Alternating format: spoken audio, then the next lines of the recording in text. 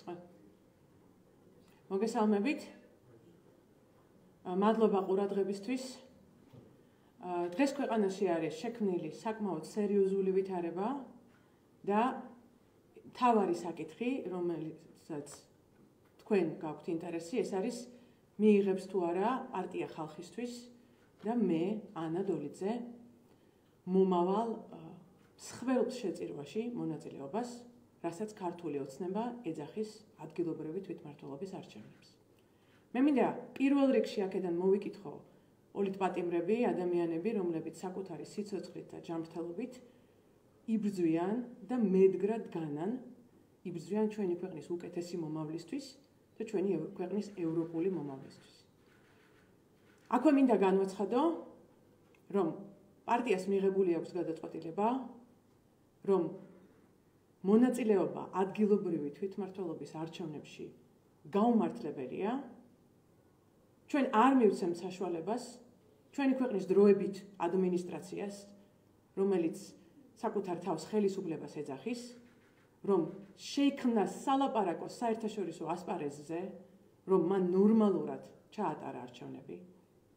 ამის პარალელურად ჩვენ არ ვფიქრობთ, რომ ის რაც არის ადგილობრივი არჩევნები, არის რაიმე ფორმით ბრძოლა, ვინაიდან ჩვენს წინაშე არ არის რაიმე მსგავსება შეჯიბრებითობის პირობებისა ადგილობრივ არჩევნებზე.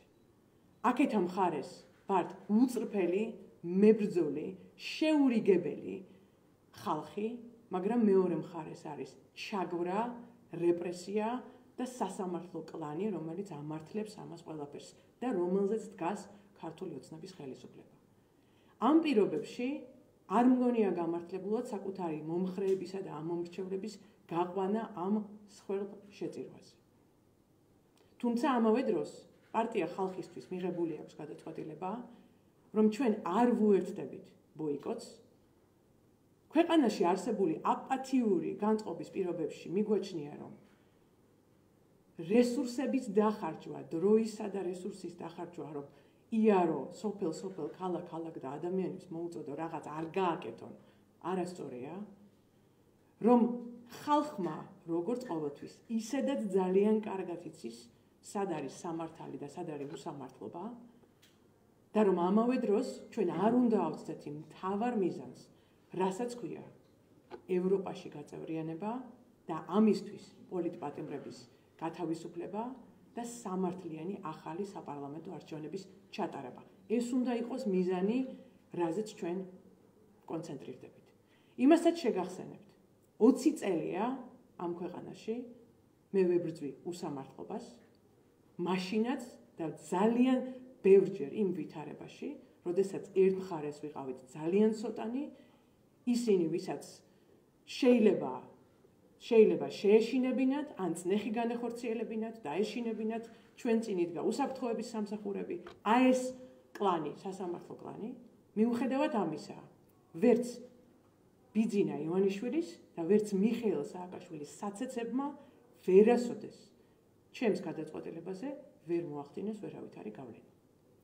ჩვენს წინაშე არის დღეს 4 ოქტომბრამდე ერთი ყველაზე მნიშვნელოვანი ამოცანა. დავიცვათ საქართველოს მოქალაქეების, შრომის, უსაფრთხოების, განათლების, ჯანდაცვის და დასვენების უფლება ჩვენს პარტნიორ სივრცეში, ჩვენს სამომავლო სახლში, ევროკავშირში. უვიზო მიმოსვლა ჩვენია და ის მხოლოდ და მხოლოდ ქართველ ხალხს ეკუთვნის. ჩვენ მოვახმართ ჩვენ ძალებს თავიდან ბოლომდე იმას, რომ შენარჩუნდეს უვიზო მიმოსვლა და სანქციები იყოს გამოყენებული პერსონალურად იმ კორუმპირებული და ძალაუფლებით თრობაში შესული პირების მიმართ, რომლებიც წარმოადგენენ საქართველოს დროებით მმართველობას.